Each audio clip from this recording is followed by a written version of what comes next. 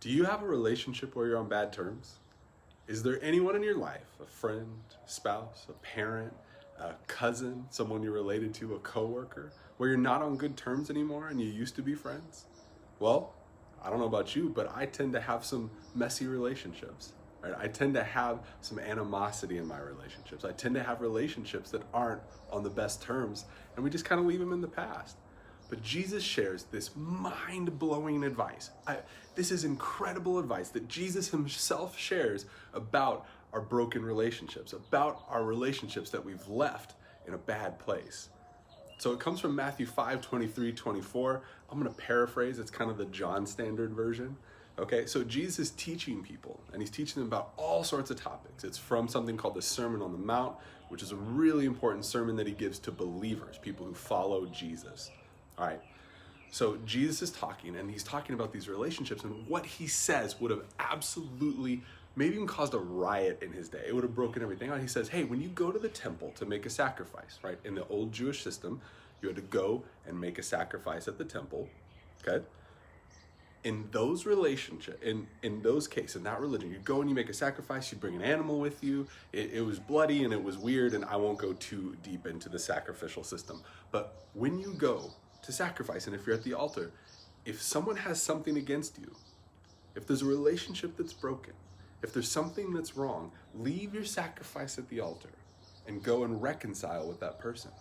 Go and make it right with that person, and then come back and finish the sacrifice. He wasn't talking about running around the block. He was talking about something that would have taken a long time. It would have been a huge sacrifice. It would have been a huge effort, and it would have been a huge ordeal to leave your sacrifice there, which would have been a live animal, and to go and make it right with a friend. Now, whether Jesus is being literal or whether he's using hyperbole, it doesn't matter. What he's telling us is that whatever you're doing that's really important, even if it means getting right with God, that's why they had the sacrificial system, was getting right with God. So before you even get right with God, you can stop that and go and get right with your brother or your sister. I don't know about you, but if you treat my kids poorly, you're gonna have a bad relationship with me. If you treat my kids poorly, it tells me how much you love me. Because if you love me, you're going to treat my kids well. And that's what Jesus is saying on behalf of God, right? He's saying we are all God's children. That's why he says brothers and sisters. So when we treat God's children poorly, how do you think our relationship with God is? It's not good. If we want to have a good relationship with God, then we have to have a good relationship with his children. Because I don't know about you, you mess with my kids, we don't have a good relationship. You mess with my kids, it's going to be hard to love you. And it shows me that maybe you don't really love me. My kids are precious to me. Well, that's how God feels about you. You're precious to him. All of his children are precious to him.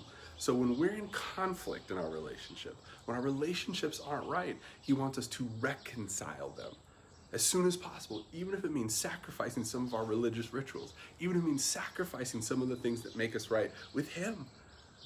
He wants it to be right with his kids. And so some of the terms that he uses here are so good. Jesus talks about if somebody has something against you, what he's talking about is if your relationship started here and it went downhill. So he's talking about relationships that have gone downhill. Do you have some of those? I know I do. Or maybe you started as friends, but now there's some animosity. Now there's some weirdness. Now there's some disconnection. Now there's some brokenness. So if there's a broken relationship that you have in your life, Jesus is saying, make it right. And the word here, reconcile, that the translation uses is so good. It basically means to move from conflict, to move from being an enemy to being a friend. So he's not just saying go back and say, oh, I'm sorry for what I did. Like, he's talking about true reconciliation. He's talking about truly making it right with another person. So if you have something against someone or someone has something against you, I want to encourage you to make it right today. Make it right. If you did something wrong, own it. If you feel like they did something wrong, have the conversation about it. Now, I want to tell you the kind of relationships this doesn't apply to, right? This doesn't apply to confronting an abuser. This doesn't apply to confronting a toxic person that you're trying to have boundaries with. You can maintain your boundaries and do this. This isn't about making it right with everybody who ever hurt you or anyone who you might consider an enemy. If the person is not safe, if it's not somebody that you want to restore the relationship with, this advice doesn't apply to that. And for some of us, it would be a bad decision to go back to people who hurt us so deeply, whether physically, emotionally, or spiritually. So there are some boundaries around that. So you don't have to apply this to every single person in your life. But I promise you, there are relationships where it's messed up because of stupid stuff. It's messed up because of pride, it's messed up because of ego, and it's somebody that you actually care about, and someone that you actually love. And so I want to ask you today, no matter what you're doing, no matter what feels most important, no matter how you worship God, no matter how you take your relationship with Jesus, he's saying, take the time to make it right with this person.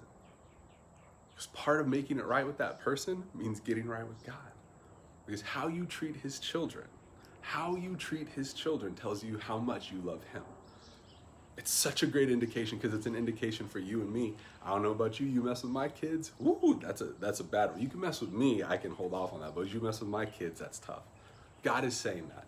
He wants his kids to make it right together. So no matter what you're dealing with today, no matter what you're going through, you might have a bunch of reasons that you've put off mending these relationships. You might have reasons that you've decided not to reconcile these relationships for whatever reason. I want to tell you, somebody needs to hear this. Stop what you're doing today and make it right with that person. The people you care about, the people you love, the people that you want to take from friendship and connection and love and take it to people that you had friendships with that you've had a falling out with, and you want to take it back to where it was. You want to have that loving relationship. You want to have that loving connection with a parent, that loving connection with a coworker, an ex, a cousin, a child, whatever that is. This applies to every relationship in your life. And I can't tell you how crazy this is, because we think oftentimes as believers, people who are Christians, that there's nothing more important than our connection and our worship of God. And that is important. That is absolutely important. But I'm telling you, if you don't treat his kids right, it doesn't matter what you say to him.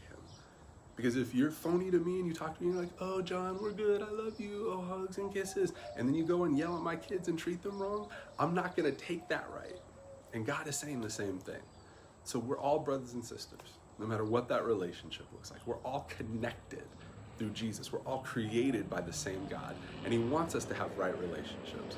So take a moment today, and there's some buddies, maybe a lot of us, that need to make a relationship right. Sometimes that means apologizing. Sometimes that just means initiating the conversation and taking it from there. It's going to take time. It's not going to be an overnight thing. So if you expect to initiate a conversation, have the person forgive you, that might not happen. But take the time, because it's worth it. Relationships are worth maintaining. So Jesus gives us this insane advice about relationships, and it is critical, especially at this time when our relational issues can be in a high. There's a lot of stuff coming up. There's a lot of things going on. There's a lot of things that are putting us in this pressure cooker together. And so I just want to encourage you to make your relationships right today. It's the highest priority you can have. I love you guys.